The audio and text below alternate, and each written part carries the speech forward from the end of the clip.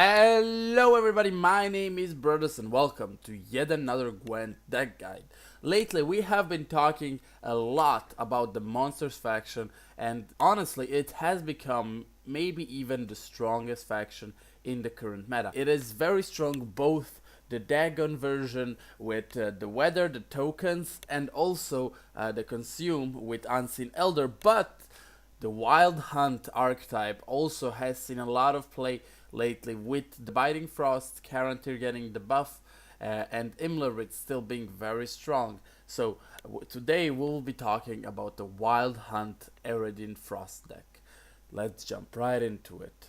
Okay, so we will be starting with the golds. The first thing I want to mention is Imlerit. He is worth 12 strength if he plays his effect on a row not affected by frost, but if he does play it in a row affected by frost, he is worth 16. So that is very powerful. Then on the other hand we have Carantir, who just by his appearance is 9, plus the Biting Frost and moving some units can also be quite powerful. Caretaker, a very good tech choice. You can steal a lot of good silvers and also usually disrupt your opponent's play. Gels, he is here as a searcher. The very good thing about Gels is if you play him in round 2 or round 1, you are bound to draw a good card, so either a silver or a gold if you pick to actually play the silver. So it's very good to know what is at the top of your deck. Then we have the carryovers with Solano Harpy, who is a very powerful card. Has been nerfed plenty of times, but it's still quite strong. Together with the Thunderbolt Potion, you have this combo of 17 strength, but also when the Harpy eggs die, you will have the carryover of the Harpy, so 6 more strength into the next round. It's a very good combo to play the Earth Elemental on the top row, then play the Solano Harpy on the bottom row, and hope to trigger the Earth Elemental's effect once the Harpy eggs die, because what they do, the Harpies, they actually trigger the death rattle of the unit to the left. So it's quite consistent and quite a nice tempo boost. So then we have, for the rest of the bronzes, we have the Wild Hunt Hounds that have been nerfed to 4, but they're still quite powerful. They thin your deck very well, and together with triple Biting Frost, obviously. This is a very good combo, and usually what you will be doing is,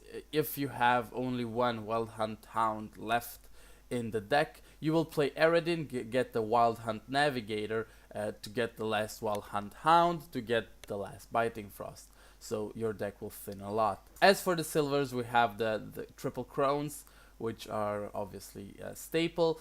Usually you want to have one of the crones in your starting hand. If you don't have crones at all, that's actually not that bad, because you will quite possibly draw into one of the pieces sooner or later. Also, playing Gels can assure you getting a chrome piece, but if you have multiple pieces, what you definitely want to mulligan it away as soon as possible, and hopefully play it without getting any other pieces.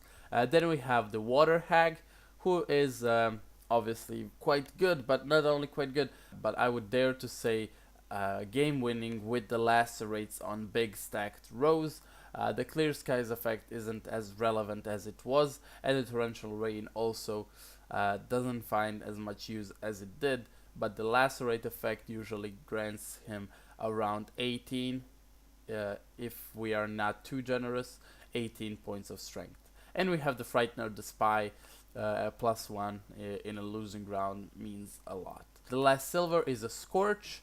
The Scorch is here because there are quite a few reveal decks, quite a few discard decks, and they buffed this one unit they play as their last win condition, and they are all the same strength because they get buffed together in the hand or in the deck. So therefore a Scorch just eliminates 2-3 of them and you instantly win the round. And in the end, I would just like to say that this deck is very powerful, and as all the monster decks lately, if you play it correctly, if you don't rush with the crones, if you use your hand resourcefully, play the Frost very early, save the carryovers for when you know he uses removal, so you actually get them to proc and stuff like that.